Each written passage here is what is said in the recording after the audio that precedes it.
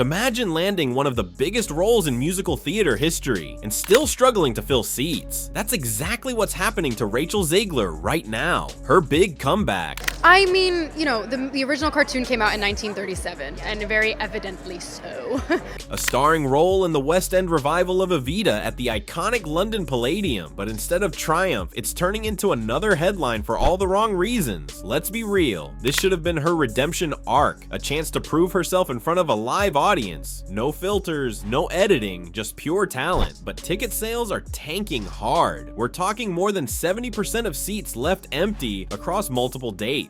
Some nights you can grab tickets for under 30 euros, a steal for a venue this prestigious, and yet, crickets. It's not just a rough patch, it's a reflection of a bigger issue. Even her recent press appearances have fans raising eyebrows. Her energy off as her tone, defensive, and if you look closely, you can almost feel the regret seeping through her words. Not just stage jitters, real regret, because no matter how much time passes, the backlash from Snow White refuses to fade. Remember when she called the prince a stalker and dismissed the original as outdated? Yeah.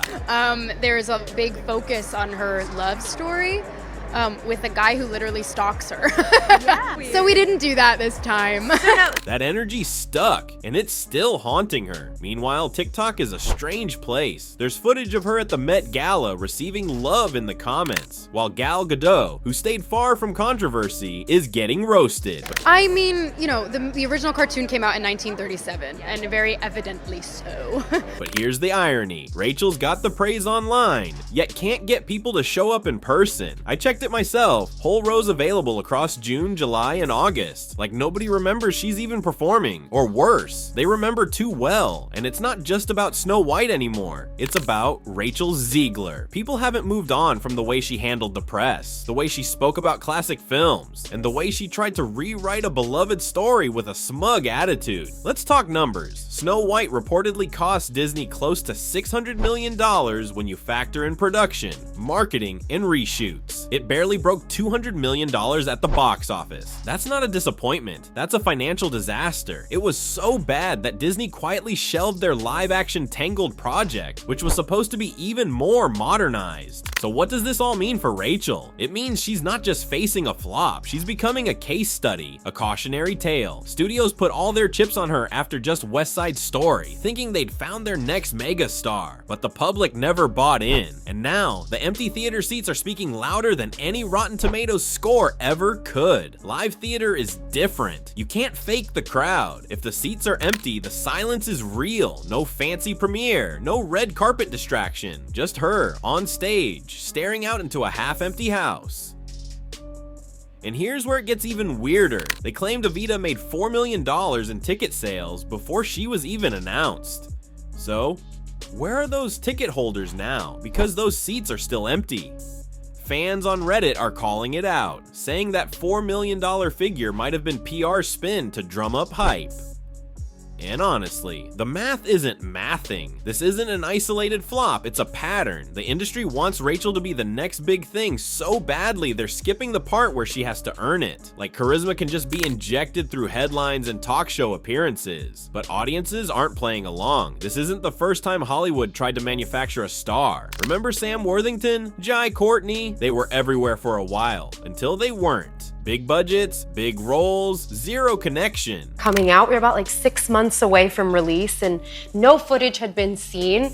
And I actually got a really glowing recommendation from Steven Spielberg to Mark Webb, who directed Snow White, saying that— And here's the worst part. Rachel might actually be talented, but none of that matters if your audience isn't willing to listen. And right now, they're tuning out. Some say her Broadway debut in Romeo plus Juliet brought in $7 million. That was before the backlash, before she became a lightning rod for controversy. Now, when people see her name, they don't think star power, they think, ugh, another reboot turned lecture. It's a harsh turn, but it's not unearned. Rachel's interviews have done more to shape her image than her actual performances. Fans describe her vibe as cold, condescending, like she's talking down to the very people she wants to buy tickets. And still, mainstream media calls her Hollywood's next sweetheart.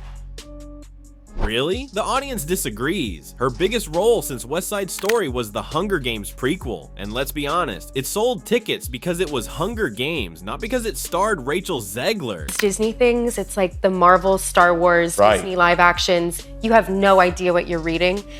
It'll say like untitled Disney live action film. Despite this, studios keep pushing hard, almost like they know if they backtrack, it's not just her reputation at stake, it's theirs. Spielberg was rumored to have recommended her for Snow White, and now radio silence. There are whispers that even Gal Gadot was frustrated on set, not because of the fans, because of the energy behind the scenes. She hasn't named names, but who else would she be talking about? And that's the big lesson here. Charisma isn't just about talent, it's about respect. You don't earn loyalty by rewriting childhood classics and calling them weird. You don't build trust by mocking the fans. That's why Rachel's stardom feels off. Manufactured, not earned. And the fallout, it's not just her. Every cast member, every crew, everyone who worked on these projects now carries that same stink because of one person's attitude. Studios are noticing. They're not cutting her off yet, but they're slowing down. She'll still show up at events. She might get a few more press runs, but those marquee roles, they're already fading. This isn't a cancellation, it's a cool down. Hollywood's version of ghosting. So what's the takeaway? Rachel Zegler's not done, but her rise, it's on pause. Not because of talent, not because of one mistake, but because she forgot the most important rule. The audience decides. Not casting directors, not producers, not press junkets. The fans. They decide who becomes a star, who gets second chances, who sells out theaters. Hollywood tried to crown her before we were ready, but now we're watching in real time as that strategy backfires. In interviews, in box office numbers, in rows of empty theater seats. Can she come back? Maybe. But first, she has to do what she skipped the first time.